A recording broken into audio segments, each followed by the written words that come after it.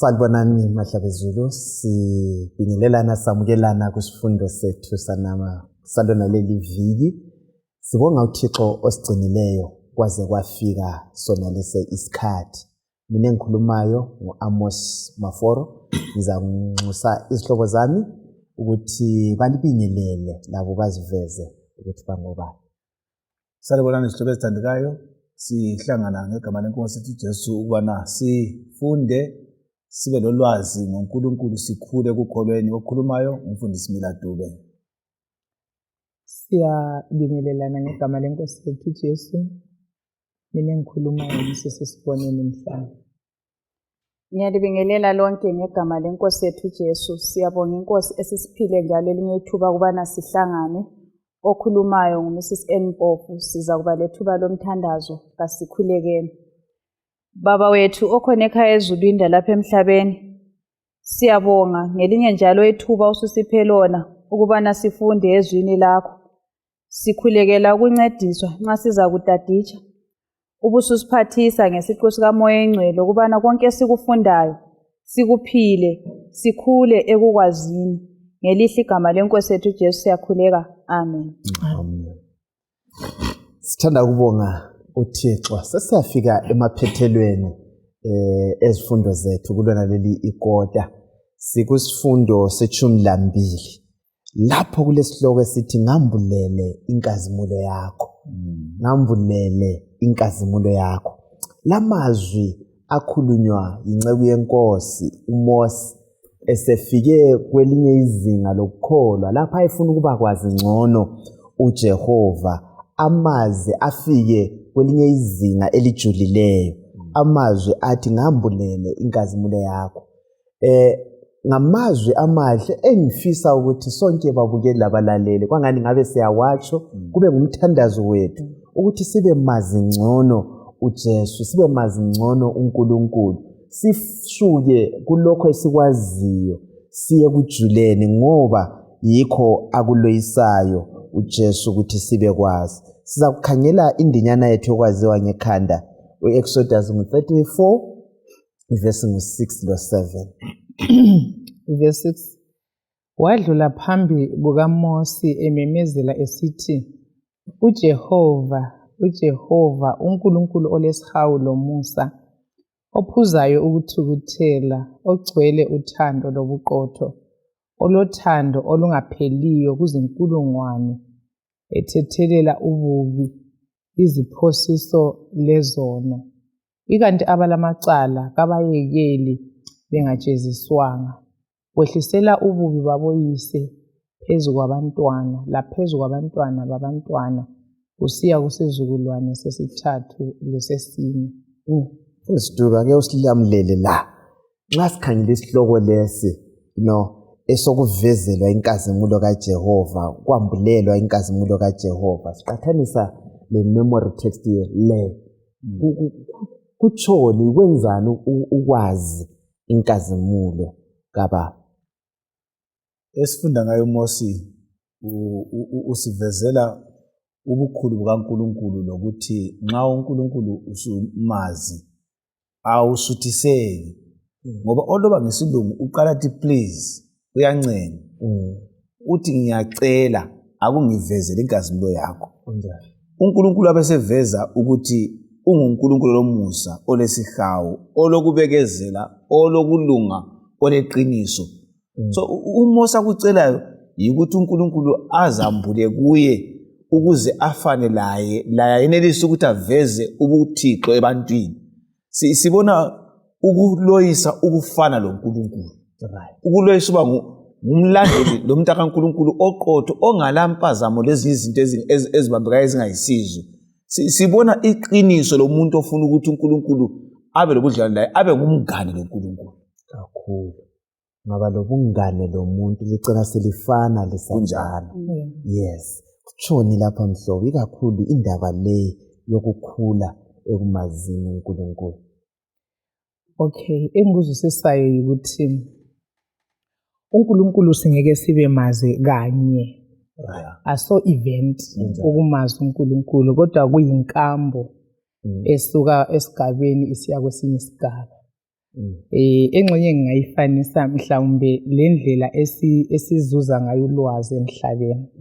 Kanti umntwanyana vele uyabe ku-ECD azuze isithupha sokuthi kulevel leyi kulokho konke akade kumele abe kwazi usekwazi angene esigabeni esilandelayo kulokho kusiya phambili. So ukwezi kwethu uNkulunkulu kufanele kube njalo. Ukukhula kwethu kuNkulunkulu kumele kuhambe insuku ngensuku silokho sondela kangaka duzane layo. So kusinika i-challenge njengabantwana bakaNkulunkulu ukuthi simfune uNkulunkulu insuku zonke zokuphila kwethu.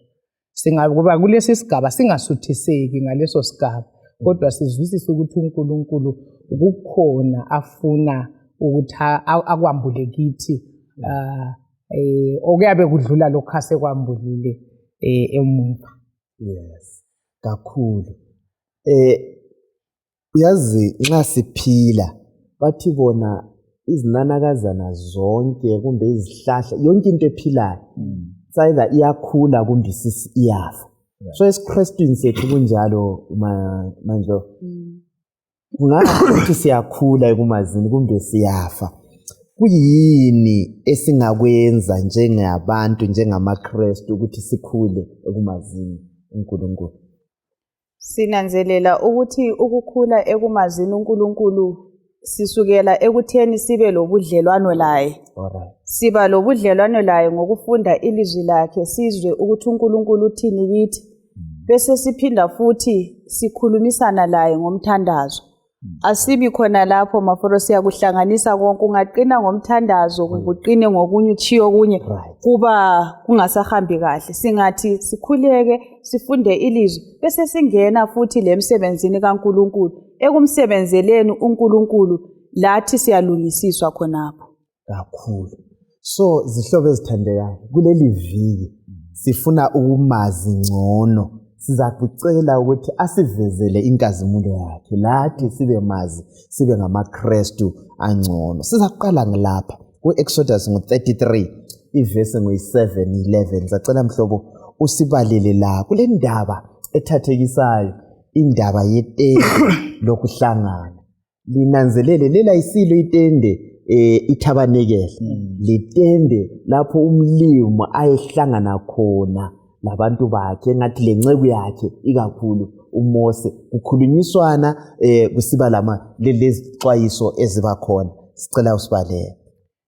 33 verse 7 ithi uMose wayejwayele ukuthatha ithente ayelimisa ngaphandle ucwadlana lezihonqo walibiza ngokuthi lithente lokuhlanganela. Ubani lobani owayedinga uJehova wayesiya ethenteni lokuhlanganela ngaphandle kwezihonqo. Kwakusithi-ke lapho uMose ephuma esiya kulelo thente abantu bonke babesukuma bame eminyango yamathente abo bakhangele uMose aze angene ethenteni. Kwakusithi uMose esengena ethenteni insika yeyezi yehlele phansi ime eminyango wethente lapho uJehova ekhuluma loMose. Kwakusithi abantu bangabona insika yeyezi isimi eminyango wethente asukume bonke bakhonze lo lalo eminyango wethente lakhe. uJehova wayekhuluma loMose ubuso ngobuso njengomuntu ekhuluma lomngane wakhe. Ngemva kwalokho uMose wayebuyela ezihonqweni kodwa umncedisi wakhe owayesesemncane uJoshua kaNuni wayengasuki ethenteni. Yazi kulezifundo eziningi lapha. Kuyini esikutholayo? Kungani uNkulunkulu wacela uMose ukuthi akhe kumbe afake lona lele itende? Nxa sikhangele isihloko sethu esokuthi ngitshengise inkazimulo yakho. Engufunda lapha ukuthi uMose ufuna ukukhula ukwazi uNkulunkulu. Lo nkulunkulu ufuna ubudlelwano loMose bukhule. So ukufaka kwetende laphana phandle. uNkulunkulu ufuna ukutshengisa uMose noIsrael ukuthi ukukhula kimi yikungikhangela, yikuba lami, ukuthi ngihlale lani. So itende la likhulisa ubudlelwano bukaMose noNkulunkulu labantu bakaNkulunkulu. Ngoba nxa elandisa laphana uthi wonke dinga uNkulunkulu wayehamba esiya etendeni. Kodwa mzwana kunguMose ohambayo umthungameli wabo. Babesima eminyango yamatende abo. Bamelela uMose ukuthi nxa ephuma ngapha babebhizi bona bezehlisa bemkhonza uNkulunkulu ngoba usekhona phakathi kwabo. So khona kana kwakumeze wakwenza kwazi ukuthi uNkulunkulu phakathi kwethu njalo uyahlonitshwa. Nxa umhlonipha uNkulunkulu uyamkhonza, nxa umkhonza umazi ngezeleleka ukwazi kwakho kuba ngokubambekayo. So ngibona indlela yokuthi uNkulunkulu aziwe ngcono yikuthi abe esehla phakathi kwabantu bakhe, labantu bakhe besiya kuye bayakhula ekumazini uThixo kakhulu. uNkulunkulu uhleli edinga ukuba lobudlelwano labantu, abe le ndawo thize lapha akhulumisana. Mbuzo, ulayo yini indawo uhlangana khona lo uNkulunkulu emzini wakho, ebandleni lapho uthi ngilekhona laphana engikhulumisana lo mlimi? Manje Mina ngithole ukuthi indlela kaNkulunkulu yokuthi sikhulumisane la ihlezi ivulekile. Sithe siqalisa uverse 7 laphana usivezela ukuthi labo abebemdinga, wena ungezwa umdinga, maybe ungasolanga lokuthi uMose siya kuNkulunkulu, lawe ulalo ithuba njengomlaleli lombukeli ukuthi ufinyelele kuNkulunkulu. uNkulunkulu unguNkulunkulu osamukelayo, ofisayo futhi ukuthi sifike ebukhoneni bakhe. Uyakubona kwezinye indawo nxa udinga umuntu uhamba via omunye ukuthi ufakile yini appointment, but lapha leli tente lalisenza ukuthi kuvuleke lo ozwayo ofisayo wayekhululekile ukuthi aye kumlimi. Ndaba ethathikisayo le kakhulu mhlobo, ndaba yokuxoxisana noJehova. Mina ngithintwe nguverse 11 ilast part ethi uNkulunkulu wayekhuluma first part ithi uNkulunkulu wayekhuluma lo Mose ubuso ngobuso njengomuntu ekhuluma lo mngane wakhe. Asengicabanga ngazibuza ukuthi kambe inkambo enjalo ngo-21st century sesekhona yini ukuthi uNkulunkulu ebungcweleni bakhe ehle akhulume lo muntu. Ababebona iyezi besehlela khonapho uNkulunkulu njengoba mina lawe kade sesikhuluma ubuso ngobuso. So kulokunye ngicabanga ukuthi uMoses wayeyikho khona okwakusenza ukuthi uNkulunkulu kuvume ukuthi ehlele kuleyo ndawo ahlangane lo Moses. Ungafunda uIsaiah ngo-59 nanti kubo verse 2 nxa ikhuluma ukuthi imthandazo yethu ulungile uyayizwa, but abesesithi izono zenu zilahlukanisile. So mina ngicabanga ukuthi uMose esikudinga kakhulu inkambo le ngoba umlobo utheni namuhla sizokuliviki sifunda ukuthi singakhula njani nje sikhangele umzekeliso kaMoses ukuthi wakhula njani ekwazini uNkulunkulu. So sidinga ukuthi sibone ukuthi kuyini kumbe ipreparation bani kumbe kuyini uMose ayikho khona okwenza ukuthi uNkulunkulu enelise ukuthi ehlele kuye. Okokuqala maforo mina ngicabanga ukuthi thina isono sisehlukanisa kakhulu lo nkulunkulu, siphila khatshana lo musa kaNkulunkulu. Okokuthi even uNkulunkulu efuna ukuziveza kithi asikho ready even ukumuzwa ekhuluma lana. Impilo yethu ibhizi kakhulu, even sikhuluma ngokuthi sifunde ilizwi uNkulunkulu simazi ngelizwi unoze kwathinta lokho. But siyazinika yini ithuba enough elipheleleyo ukuthi simuzwe sibili ukwathinta ngendawo ukuthi ule ndawo yini ohlana khona uNkulunkulu. Impilo yethu so ixubene so ngokwenzakho. So ngicabanga ukuthi i-first step nxa siyifuna lenkambo ikuzidela lokunika ithuba lokuthi uNkulunkulu akakhulume lathi simlalele sibili. Kakhulu kuyadingakala lokhu ukuthi sibe lobudlelwane, sibe mazi. Isizukulwane sakhathesi siyakudinga. Ufuna sidube ngangikhumbule ungabala ibhuku Steps to Christ. Dade uyakuletha ku-topic ethi privilege of prayer. Ichaza umthandazo ukuthi kuyini. Athi umthandazo kuyikukhulumisana noThixo, wangani ukhulumisana lo mngane wakho. So kumele kube njalo. Yebo mfundisi. Umcabango omfikela ngayikhuluma mama lapha ukuthi isizukulwane lesi sikuso umlimi kasisize. Umlimi simenza usowethu. Right. Yes. Ungani siyisize yakhe.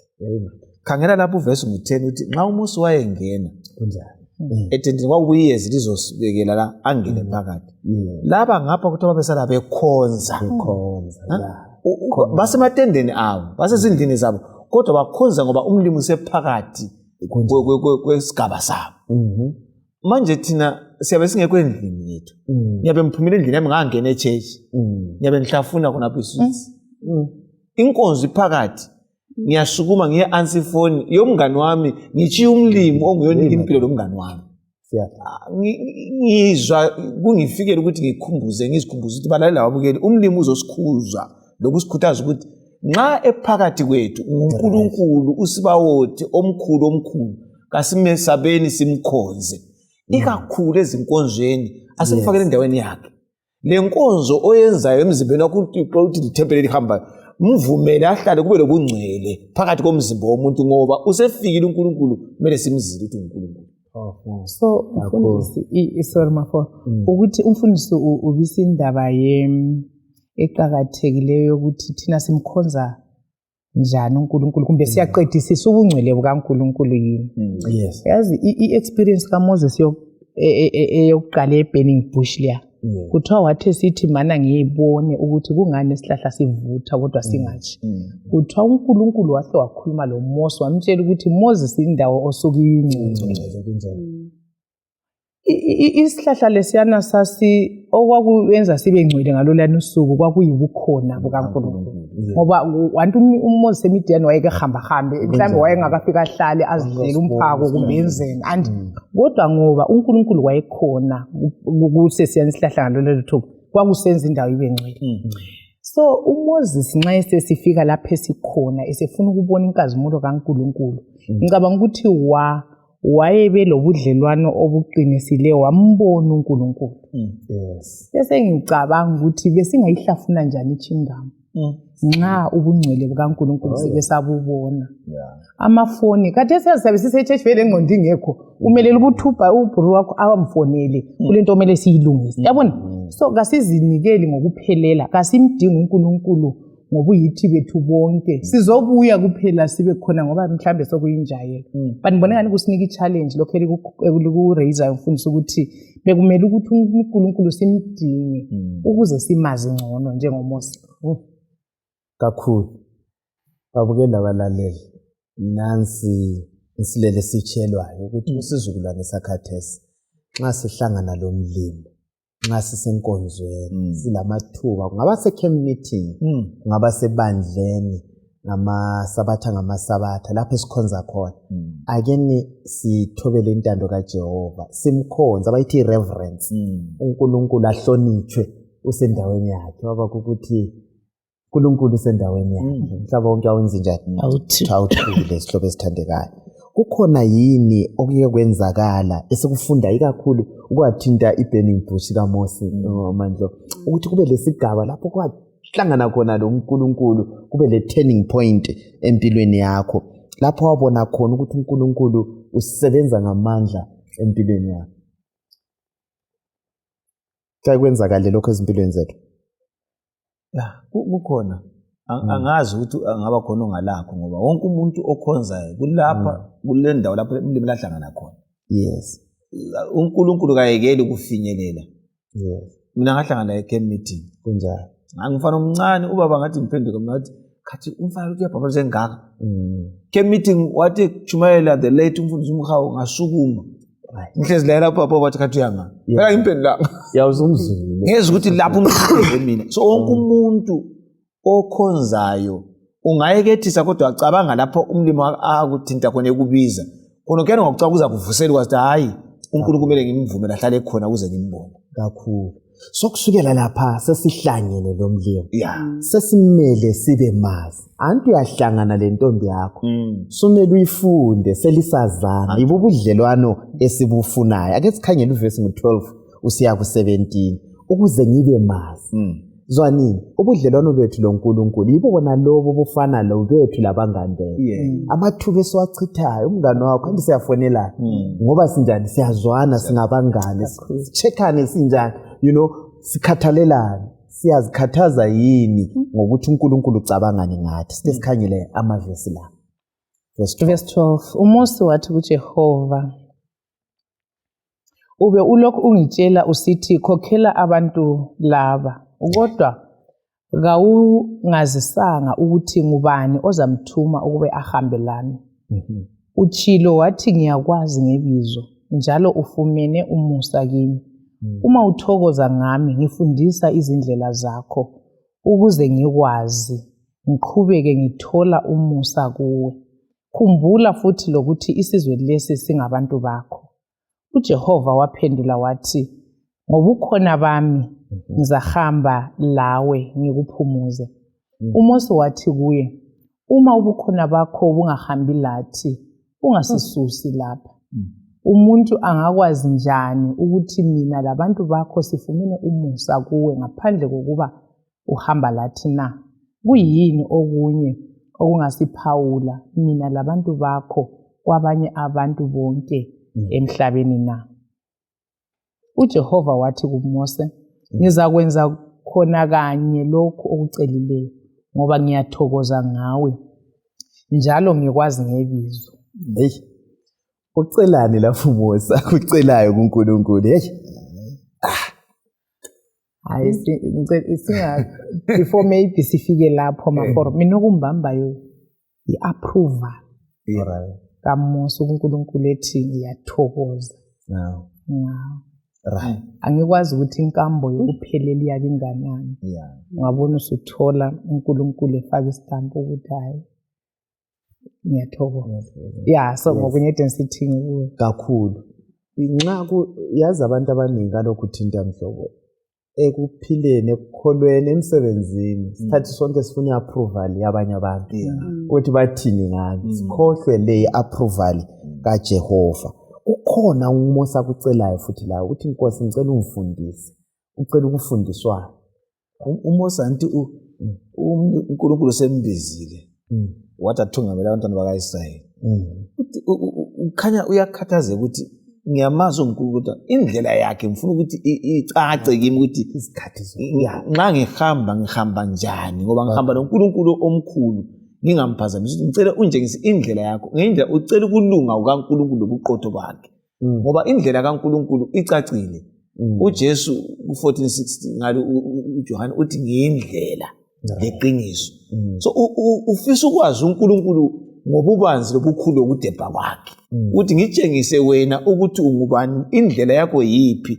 Ngendlela ongazi uNkulunkulu wazi uJesu uzamazi indlela kaMlimo njani. Thina kulula kithi thina sinishiyela iBhayibheli lisikhomba ngoNkulunkulu, sifundisa ukuthandaza kusikhulisa ukudla kwaNkulunkulu, sifundisa ukuhlangana labanye sikhonza kuseza sikhule. So indlela kaNkulunkulu yikuya lapho uNkulunkulu akhona. lapha khona yakhumbula amaHebheru futhi u6 uyatsho ukuthi ngaphandle kokho ngezake esamjabulisa uNkulunkulu. So uMose wayekholwa, yikho kwakuthinta uJehova emazi ehamba ngokwentando yakhe. Siyabona umfundisi uthe ethinta something kwakuya kimi ukuthi sibangaki esithi uNkulunkulu nxa isibizele ukuthungamela siqale sibuza ukuthi angiqalisi umsebenzi ngaphandle kokuthi uqale unjengise ukuthi siqondana. So ngicabanga ukuthi siyamdinga kangaka uSolomon. Yanti siyakhumbula ukuthi wathi ethatha umsebenzi wokuthungamela laye ngenye into yokuqala ayicelayo yathi uNkulunkulu ngicela inhlakanipho yokuthi Israyeli longemusena. So inkambo loNkulunkulu ukuthi umlimi unika idirection ethi kuqondwe ngapi. Mbone ngani kuyadingeka kakhulu thina nxa sibiziwe uNkulunkulu esibizela umsebenzi asivume nini ukuthi yena athungamele thina silandele ngoba nguye yazi indlela. Ukungezelela lapha akhuluma khona uMose uhlatsha ukuthi nxa ungahambi lathi ungasisusi lapha. Thina silesibindi kwezinye izikhathi ukuhamba lapho uNkulunkulu angatshongo khona. Ungananzelela uMose sithe sifunde emavesini adlulileyo nxa wayesiya ebukhoneni bukaNkulunkulu wayethwela imessage, engathwela imessage ebese siyatshela abantu okungangokuthi wayezwisisa ukuthi izinto zonke zingezikaNkulunkulu.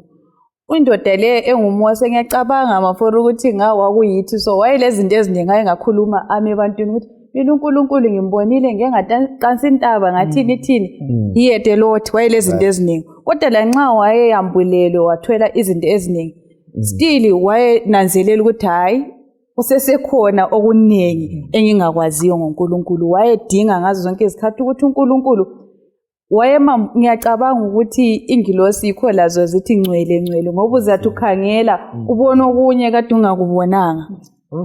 Bathungameli. Nansi indaba iyalethwa lapho sikhona endlini lapho ngumthungameli emsebenzini ebandleni. Sasimbuze yini uNkulunkulu ukuthi uhamba lami. Sibuze singakenzi izinto. Kumbe siyaphuma siyezweni lokuphephe ubuzile yini ukuthi yikho yini uyala uMose uthi mina nxa ungahambe nje angisoke ngihambe mangithi vele. So asikuceleni konke lokho.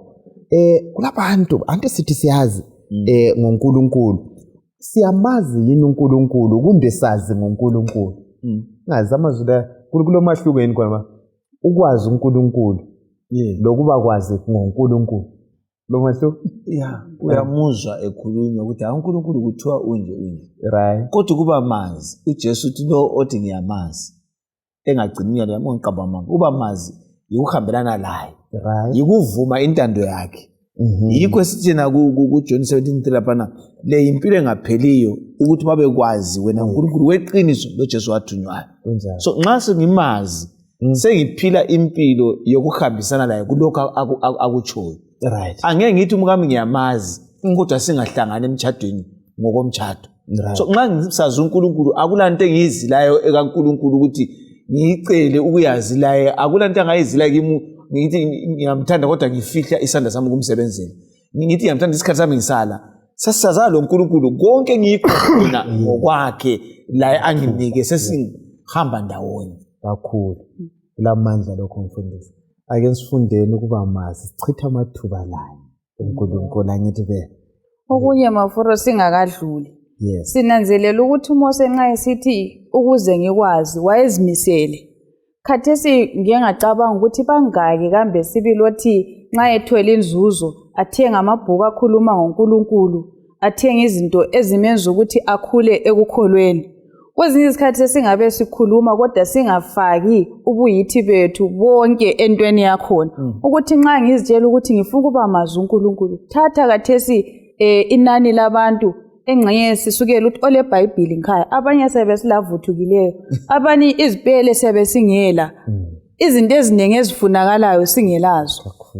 Hey, nxa ulobudlelwano nomuntu uya investa kwi relationship yakhona, kuyadingakala ukuthi sifake inzuzo yethu kubona lobo budlelwano. Okay, bengifuna ukuthi ngigcwalise lapha kule verse engithandayo kuJeremiah 29:12 lo 18 ithi ngaleso sikhathi lizangibiza lizekhuleka kimi njalo ngizalizwa. Uverse 13 abesesithi lizangidinga lingifumane, uma lingidinga ngenhliziyo yenu yonke liza kungifumana.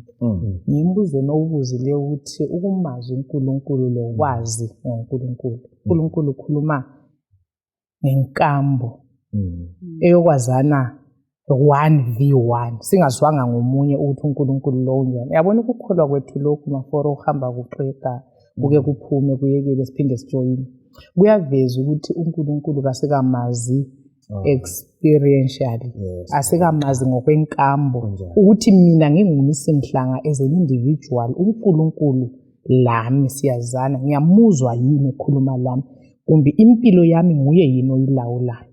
So kwesinye isikhathi siphongo ukuthi umfundisi kwathinta ngendaba ye-turning point ukuthi laphana umlimi embiza, but kwesinye isikhathi engxenye sisuka abanye sisuthiseke ngakhona lokhuya, then we do not develop, asisayihlakuleli i-relationship yokusondela kuNkulunkulu nsuku zonke, so kugcine sesilahleka ekuhambeni loNkulunkulu. So kuyadinga ukuthi simazi daily, sihambe la izikhathi zonke, siconnecte. Ngize ngithandele yanethi uJohn 15:4 abide, ukuhlala kuNkulunkulu sixhumile ngokuthandaza langelizwe kuzayenza ukuthi ubudlelwano bethu bube intimate, bube seduze kangaka. Right. Siyabonga. uMose ulokhu siba lamathuba loNkulunkulu kodwa akasuthiseke. Uqhubeka usikhangelele uverse 18 siya ku 23, silokho siku 33 khona phakathi. Uyakhala uMose acele ancenge athi ngibukisa mbonisa ubungcwele bakho, inkazimulo yakho. Ungasibalela la. Verse 18. Yes. uMose wasesithi ngicela ukuba ungitshengise inkazimulo yakho. Right. uJehova wasesithi ngizakwenza ubuhle bami budlule phambi kwakho njalo ngizamemezela ibizo lami uJehova phambi kwakho. Ngizakuba lesihawu kulo engilesihawu kuye, ngibe lesisa kulo engizakuba lesisa kuye. Kodwa watsho uJehova, ubuso bami awungeke ububone, ngoba kakho ongangibona aphile. uJehova wabuye wathi, kule ndawo phansi kwami lapho ongema khona phezu kwedwala, kuzakuthi lapho inkazimulo yami isedlula eduze, ngizakufaka engoxweni yedwala, ngikusithe ngesandla sami ngize ngidlule. Emva kwalokho ngizasusa isandla sami, ubone umhlane wami, kodwa ubuso bami akumelanga ububone. Nansi inkambo lapha. Nxa sikhuluma ngenkazimulo, Dube, sikhuluma ngani? UMose ucela ukubona inkazimulo kaBaba. Inkazimulo, nxa sithi inkazimulo kaNkulunkulu yikuyini? uMose akucelayo ucela sibili ukuthi uNkulunkulu acace kuye ukuthi ungubani. Njalo impilo yakhe nxa ngayifisa ukuyiphila ingenjani. Nje ucela ukulunga kukaNkulunkulu ngokugcwala kwakhe. Yes. Ukuthi uNkulunkulu ngifisa ukuthi ngifane nawe. Kunjalo. Ngivezele ukulunga kwakho. Lami bese ngikufisa kugcwale kimi. Siyahlabela ingoma ukuthi mangifuza uJesu. Kunjalo. So wayefisa ufuzo lukathi ukuthi abelwazi tulunjani. Ukuthi akekho lapha uNkulunkulu emthembisa ukuthi ngizakutshengisa ukulunga kwami. Ngoba ubuso ngeke ububone ukuthi ungabona ukulunga kwami uzakwazi ukuthi ngingubani. Abe sekhuluma ukuthi na unguNkulunkulu onjani kuveze siqale ngayo olobubele ubekezelayo onjani. So sibona uMose esikhuthaza ukuthi ukufisa ukulunga kaNkulunkulu yikubona uNkulunkulu. Nxa umuntu selungile vele kakuveli kuye kuvele kuNkulunkulu. Masibongeni uNkulunkulu ngabona umuntu olungileyo ehlala lawe edlula ubona uNkulunkulu ehamba phakathi kwakhe. Nansi indaba yokulunga kukaNkulunkulu. Siyakuveza yini thina? uNkulunkulu unjani vele? Yes. Mina ngicabangile ngathi ngithe ngifunda iPatriarchs and Prophets ithi uMoses wenza isicelo singazange senziwe umuntu ngaphansi. Ngase ngizibuza ukuthi kuthi ukuthi kwakufuqwa yindlela elobudlelwano ngayo loNkulunkulu. Wena maforo kathesi ngingacela ukubona inkazimulo kaNkulunkulu. Kungama njani? Anti uyayibona indaba. uNkulunkulu lesono akubonani. Anti uMoses nxa wayezuza iapproval kaNkulunkulu ukuthi wena ngithokoza ngawe. So wayengumngane wakhe emazi ukuthi uhamba ngentando kaNkulunkulu. Anti so yikho senelisa lokucela loba yini.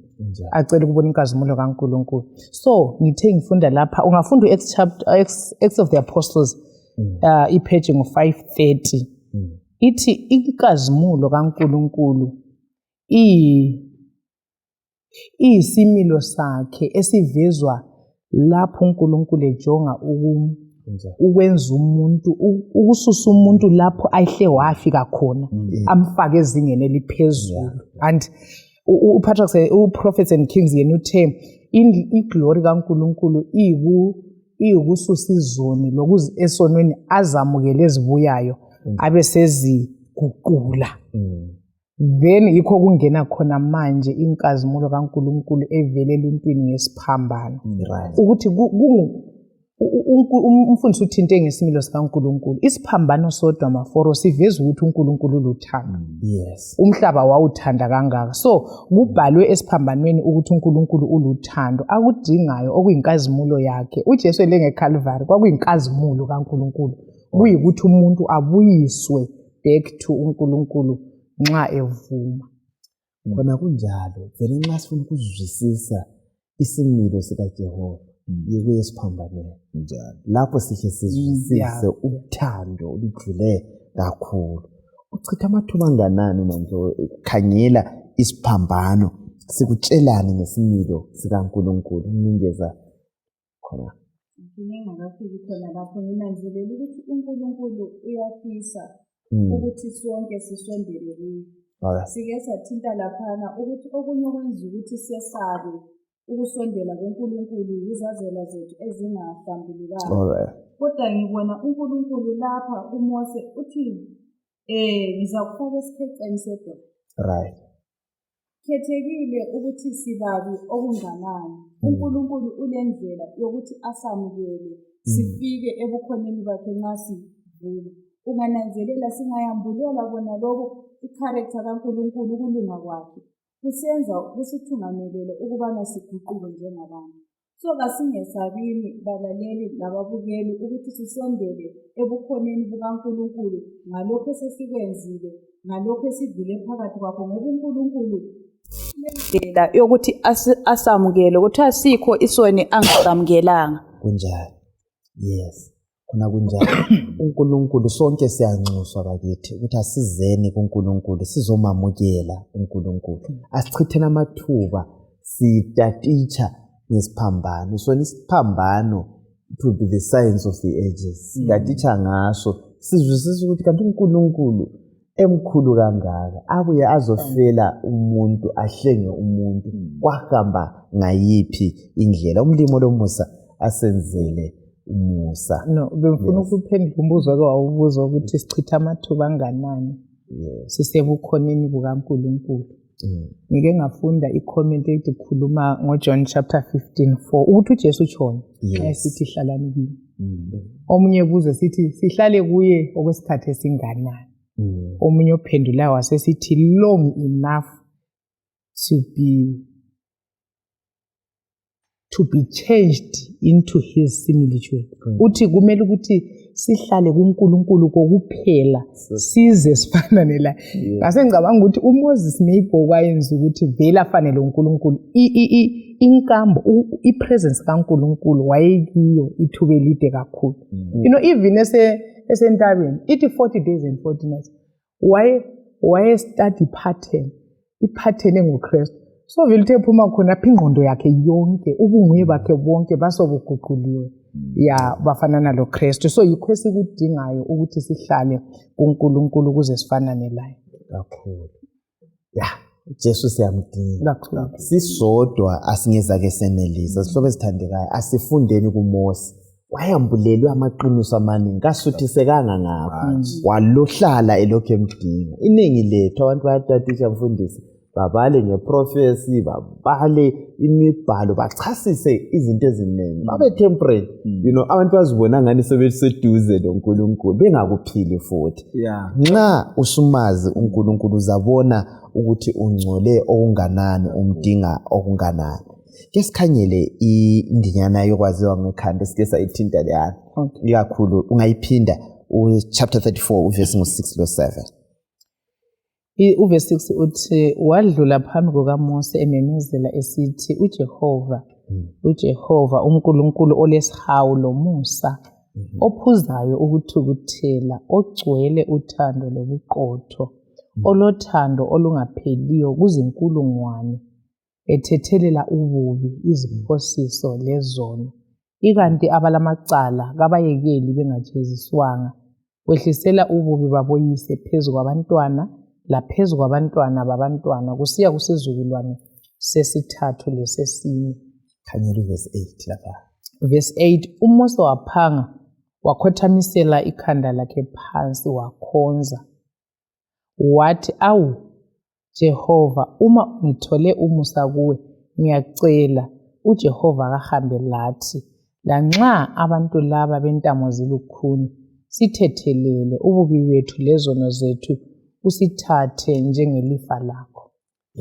Bengifuna khona ukuthi umlimi esezivezile kuMose anokuthi ungavezeli inkazimulo uresponda njani kuyini okwenzakalayo lapha sesiswabaleni ngicabanga ukuthi even uJohana wayesithe ngabona kuphela inkazimulo awe phansi uthi I fell down as dead.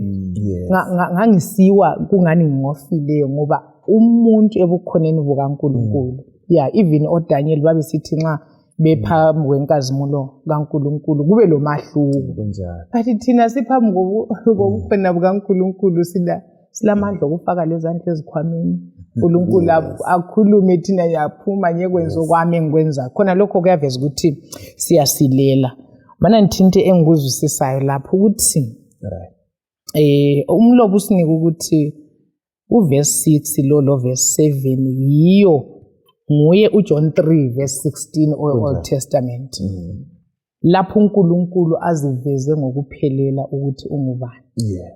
uJohn chapter 3 verse 16 nguye oyisiqokoqela salokhu uNkulunkulu akuvezele uluntu ukuthi umhlaba wonile uNkulunkulu wazidela yena wamfela umuntu wamthanda ngothando esingeke siluzisevele fully sisesengapha kwelanga kunjalo.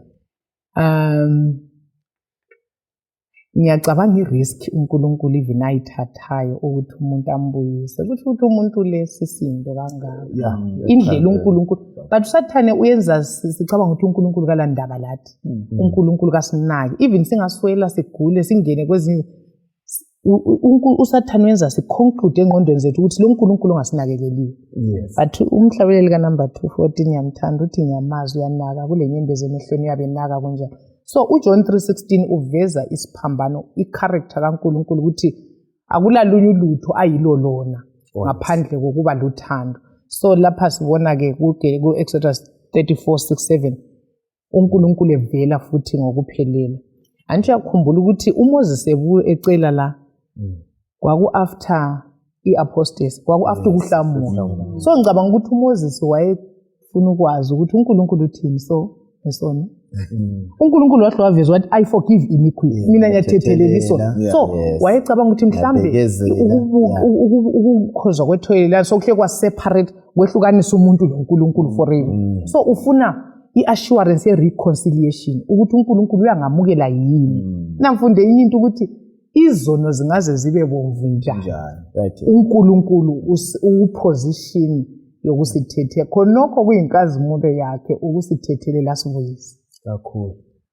uNkulunkulu ngenye indlela akuJomis ukuthi nxa singabakhonzi bakaThixo babukela lapha esikhona akukhuleke ukuthi uNkulunkulu aziveze zonke kudinga hlala ukudinga ungathi ngaphenduka kwaphela khonapho sikhuluma ngokukhule ekukholweni so ukukhule kunye ekukholweni ikudinga ukuthi inkosi icacisa indlela zakho ngihlale ngizibona ziveze kimi ukuthi ngiyibona lokho sihamba ndawonye yini kumbe imese ngisele bese nguflathele sikwenza lokho ngokutshe lapho uMsipho futhi ngokukhuleka ngokuba nilizwi lakhe ngokuya lapho umlimi athe kuyefundwa ngaye khona. So ngenye indlela umlimi ufuna ukuziveza kimi la kuwe mlaleli nombukeli ngendlela ukuthi ngidingisise ukuthi lokho ngisahamba ngenkambo yini engayiyamukela ngiqalisa ukukhonza uJesu. Powerful. Yes. uNkulunkulu uluthando. Indaba lesifithe ku 360 uyathethelela uyabekezela uNkulunkulu. Kalokho umhlobo eseke watsho lapha izono zonke uyazithethelela. Uyatsho ukuthi yena labo abavumayo uyathethelela. Labo abangavumanga uyajezisa. So umpikitsha esuconjelwayo lapha ngoNkulunkulu ku John 3:16 lo oku Old Testament yikuthi uNkulunkulu uluthando. Kanengi babukela abalaleli kwangani uNkulunkulu we Old Testament wayelomoya omuhle wayebulala lo uNkulunkulu wahlala elomusa elothando kazange tshintshi indlela ayijezisa ngayo iyafana la khathesi ulokho ejezisa ngayina leyo ndlela kwesikhathi kungabe kungavulekanga umhlaba kodwa abanye abantu bafile bezihambela khathesi uNkulunkulu esejezisile so asikuqapheleni sikubona lapha maforo ivike phela ukuthi kuke kwathintwa phela ukuthi uMoses uthe sejikele phansi imithetho leyo imithetho kwakuyisimilo sikaNkulunkulu wayenguye uNkulunkulu ngwakhe kodwa uNkulunkulu wathi ukuthela sibili iBhayibheli yasho njalo wathi Moses sense yabaqeda wena ngiwenza kubusisa uMoses wathi akwenzi bayakuthina abantu ungonsusilela abantu laba ngabantu bakho laba umlimi wasethi hayi sengikuzwile mntanami sengizabaxolela. So singathi umlimi wayezolo wayelolaka yena waxolela abantu benza into enje ungabala kuhle ivike phela ukuthi khona ukubumba ithole babethi uNkulunkulu kasekho sibefa uNkulunkulu wabo futhi babumba inyamazana ngabe babumba umuntu njengabo kungcono kulo mfanekiso babumba inyamazana bayinyamazana phambi kwamlimi. So uthando lakhe luveza ukuthi ngoba unyamazana bethu esonweni usixolele namhlanje singabantu bakhe siyamkhonza kakhulu kulamandla lokho siyabonga kakhulu ke sikhangele la indaba kaMose esihlangane nomlimo bese entabeni lapha namhlobo wami khangela uvesi ngo29 khonapho ku chapter 35 34 sorry 29 to 35 okay Kwathi lapho uMose esehla entabeni iSinayi ephethe izibhebhedu ezimbili zamatshe obufakazi, wayengazi ukuthi ubuso bakhe babukhazimula ngenxa yokuthi wayekhulume loJehova. Kwathi u-Aaron labo bonke abako-Israyeli bebona uMose ubuso bakhe bukhazimula ngenxa yokuthi wayekhulume loJehova, besaba ukusondela kuye. Kodwa uMose wababiza, ngakho u-Aaron lezinduna zonke zabantu beza kuye wakhuluma labo. Emva kwalokho bonke abako-Israyeli basondela kuye, wabanika yonke imiyalo kaJehova ayemuphe yona entabeni iSinayi. uMose eseqedile ukukhuluma labo wamboza ubuso bakhe ngeveli. Kodwa kwakusithi lapho esengena ukuba abe phambi kukaJehova ukuze akhulume laye, wayelisusa iveli aze aphume. Wayesithi angaphuma njalo esebatshelile abako-Israyeli lokho ayekulayiwe, babebona ukuthi ubuso bakhe babukhazimula. Lapho-ke uMose wayebumboza njalo ubuso bakhe ngeveli aze angene esiyakhuluma loJehova. Nansi inguquko esiyibonayo. Kuyini okwabangela uMose ukuthi akhazimule? Ya. Kuyini okwakusenzakala lapha? Kune sikufunda. Antu uyehla uvele entabeni. Right?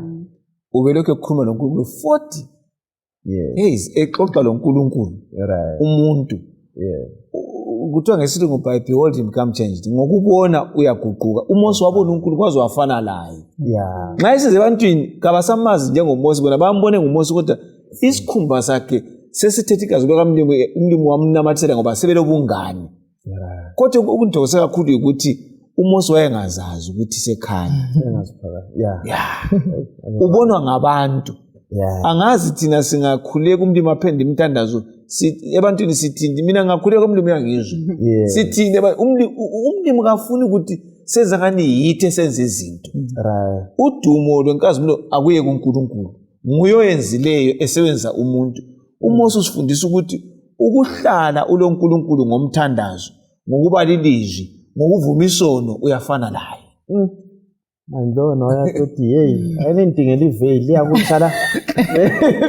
Khayela nje. So isikhathi eziningi nxa sesiprivilege kumbe senzelwe umusa, asifundeni ukwehla ngithi phela sizehlisa. Kodwa amathuba ungachitha amathuba loNkulunkulu kuba lenguquko. I think isifundo sifithizelayo lapha na mfundisi ukuthi ake nisichithe awusalufana. Hayi akuvumi ukuthi sisale sifana. Kuba lenguquko ezimpilweni zethu. Manje okunye nginanzelela ukuthi khona lokho okwavezela uMose lathi uNkulunkulu uyenelisa ngomnyaka wona la ka2025 ukuthi abantu bathi experience this. Nxa singavumela uNkulunkulu balaleli lababukeli athathe indawo yakhe ezimpilweni zethu, sizidele kuye, uyafisa lakhathesi ukuthi asambulele izinto ezimangalisayo. Ungananzelela uMose lapha uthe esesehla indlela abesekhangeleka ngayo abantu kwabesabisa. Simthola ezivala ngokunanzelela futhi ukuthi abantu bayesaba. Lathi nxa uNkulunkulu esinike amathuba ukubana sibe kwelinye izinga, sithe ukukhula kuNkulunkulu kuhamba ngezigaba. Kulabanye okuthi basesigabeni esiphezulu. Nxa efika lapha bayesaba, uMose uyazivala ngeveli. Lathi kakubeni njalo ukuthi abafowethu abangafikanga ezingeni lona leli sesikilo siyenelisa ukuthi siphilisane labo kuhle. Sincedisana ngithi phela sincede sikhule ekumazini sonke uJehova. Mhlobona kulezinto ezimbili lapha ngifunde ku-Patriarchs and Prophets chapter 8 idolatry at Sinai. Ithi okwenza ukuthi okunye phezu kwalokho okuthintwa ngabafowethu okwenza ukuthi uMoses ubuso bakhe bukhazimule ukuthi uNkulunkulu ngokwakhe kuthiwa wayefuna ukukufaka engqondweni kaIsrayeli ukuthi bakwazi isiqongo sobungcwele bomthetho wakhe. Ngoba uMoses anti lapha namhlobo kwakungasonkambo yakhe yokuqala loNkulunkulu. So wayeke wahamba entabeni wehla wakhulumisana noNkulunkulu etenteni waba khona engazange akhazimule ubuso. So okwenza this time uMoses ubuso buphume bukhazimula ukuthi uthwele into ezimbili ezivela emlonyeni kaNkulunkulu. Intando kaNkulunkulu engumthetho kaNkulunkulu engcwele eyisisimilo sikaNkulunkulu. Okwesibili asikhumbule ukuthi kulapho uMose ayambulelwe khona icebo lokusindiswa komhlaba ngoJesu. Utavele ku-40 days and 40 nights lana uNkulunkulu wayemnika ivision yokuthi abone ukuthi inkamba layo lapha lo-Israyeli iveza njani inkambo yomhlaba wonke ngokusindiswa ngoJesu. So okukhazimulayo livangeli. Okukhazimule ekuseni kukaMose nguJesu osindisa umhlaba, nguJesu oluthando, isiphambano esimi phakathi laphakathi komhlaba lezulu, sibuyisa umuntu lo nkulunkulu wakhe. So okukhazimulisayo nguJesu. Alright. Yes. Thina sodwa vele ngeke wazikhazimulela. uPaul lanto uzothi akuseyimi engiphila. Angabuya aphile ku abantu sebebona akulo kuhle singakwenza. Vele eyethu umsebenzi elungileyo izinjengesidwethu ezindane ezingcwele. So sidinga uNkulunkulu uJesu kanjani aphile kithi ezikhathini zonke. Yiziphi izinto maybe esimilweni sethu, esimilweni sakho ocabanga ukuthi zimele zisetshenzwe nguJesu sifane lo Jesu? Siye siphambanweni sifane lo Jesu. Ngabe kukhona kwizinto okumele kuphele kufe ezimpilweni zethu? Kukhona bafuna ukukhona bafuna lapha akuswelakala emntwini wonke ondalelo kukhona ngoba sizoni ngempilo kaAdam. Yes. Ukwenelisa ukusukuma usiye enkonzweni umndeni yabe enqobile. Ngoba vele ukungakhonzi imvelo yokuwa. Kodwa nxa ungabona ususukuma usiye enkonzweni uyabona ukuthi sekungobise kokunye ungafika enkonzweni khulekela ingqondo ukuthi ingabe lokucabanga into eziningi zomhlaba into ekhonapho umlimi abuthi ingqondo ilalele ngenelisa ukwazi ukuthi ifoni yake ngime ngayo nxa sengikhonza uThixo kunjani. Kathi sure ngathi kuhulumende nxa kule court kuthiwe ifoni ziyacitshwa kodwa echeche abantu bayazisukumela nje kutshengisa ukuthi asikabi lokudlala noNkulunkulu asikaboni inkazimulo yakhe. So kumele into yonke engidonsela muva ukuthi ngikhonze ngiyayifaka eceleni ngiye kuThixo. Mina kunye okungithokozile ukuthi iveil leyi yayisenza ukuthi bangafi. Siyabonga uJesu ukhupha iveil. Hallelujah. Sesiya kuNkulunkulu ngamandla ngenxa kaJesu esiphambaneni. Iveil yayisitsho ukuthi hayi lina ku59 verse 2 ngaloku Isaya izono zehlukanise noNkulunkulu ngeke limbone. But uJesu wayembula iveil wathi wozani ke kimi ngesibindi waselixolelwa. So bathandekayo babukela balaleli asibongeni uNkulunkulu ukuthi sonke silapha iveil sikhutshiwe asambeni ukuthi ngesibindi bese sivuma izono zethu ukuze sikhule inkazimulo kaThixo yathi ize kithi sikhanyise umhlaba. Perfect mfundisi. uJesu uba yiveil yakhona esithi inkazimulo kaNkulunkulu ukuthi umuntu angafi nxa ebhekana loNkulunkulu. Iyathathekisa i-incarnation ukuthi uJesu embese ubuNkulunkulu ngobuntu kwakuveza ukuthi umuntu senga-approach uNkulunkulu angafi. So yiyo engiyithanda lapha ereyizwa ngumfundisi kakhulu. Isihloko esithandekayo esikubizelweyo yikuthi sibone inkazimulo kaNkulunkulu njani. Ake sikhalele nxa silapho esiguqa khona sikhuleke sithi ngiyaloyisa ukubona ubuso bakho ngifane lawo isono sife impela. AmaKristu ngabantu abaveza inkazimulo kathi yikho uJesu ethi lina liyikukhanya kwezwe liyisibane. Isibane esikhulu nguye uJesu njalo. Thina ngoba sifana laye sesiyizibane abantu bamele babone uKristu kithi. Kukho konke esikwenzayo babukela abalaleli isileso sethu ukuthi asifuzeni uJesu. Ungabona lokho ufana kusukela lapho ukhetha uJesu uhlangana laye ungaguquki ungakhule kumazini kulohlupho. Uhlupho alukho kuNkulunkulu. Hayi uNkulunkulu kaguqukanga ulokho esihlele endaweni yakhe. Uhlupho lukini lukuwe asambeni entabeni siyefana laye. Mandlo ungayisingayiphetha ngayiphi indlela indaba le? Mina nginanzelela ukuthi uNkulunkulu uyafisa ukubana sikhule ekumazini njalo konke ukwenzile ukuthi sifike kulona lelo zingo ukubana sifanane naye. Kudingakala ukuthi thina njengabantu sikooperate lezulu kumbe sisebenzisane loNkulunkulu sizifake endleleni yokulalela uNkulunkulu. Kukhulu kuyamangalisa lokhu uNkulunkulu angasenza sibe yikho khona. kakhulu Mfundisi sifane lo nkulunkulu kunengi afuna ukusenzela khona kakhulukazi. uPaul kuRoma ngo-6 laphana uRoma uvesi ngo-4 uthi yena kumele sihambe ebutsheni empilweni, i-newness of life, impilo entsha kuKristu. Impilo leyi entsha iyahlakulelwa ukuhlala intsha, iyangcoliseka ungayibamba buchapha. Kumele siyihlakulele ngokuvuma uThixo akutshoyo.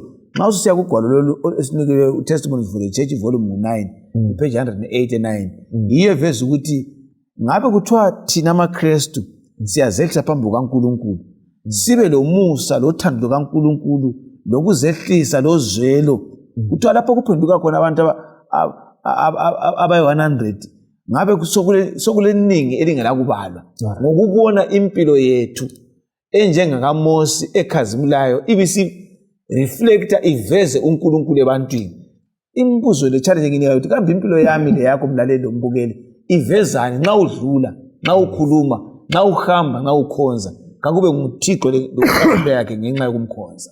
Kakhulu asifundeni okunye ikakhulu ngempilo kaMosi, uyisibonelo esihle ekumazini uNkulunkulu. Mhlobo wami ngifisa ukuthi sigcizelele ukuthi okwenza umuntu adle maforo ukuthi ulendlala, right, kumbe okwenza umuntu athathe amanzi awanathe ukuthi womile. So umuntu bekufanele ukuthi ngabe uyamomela uNkulunkulu.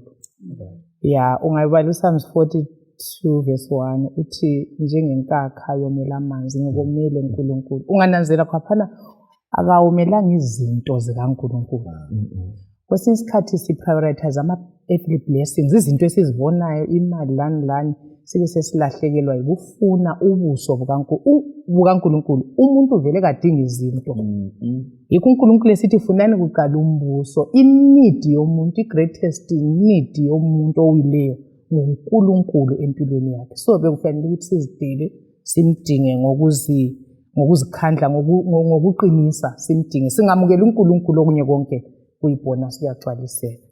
Siyabonga, asicimezeni esikhulekeni. Baba wethu oyingcwele othandekayo khona ekhaya ezulwini, siyakudinga kangaka ezimpilweni zethu njengoluntu. Siyafa ngenxa yesono, kodwa icebo lesiphambano lenza thina sisuke kufeni size empilweni. Siyabonga ngoJesu, sicela usamukele thina esikhuluma lesi sifundo labo bonke abazakuzwa intando yakho. Sengathi singakufuna sikufunisise, sikudinge ngoba isithembiso sakho sithe sizakufumana.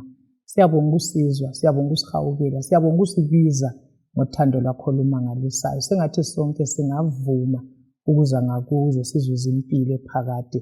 Ngayo uJesu siyabonga, amen.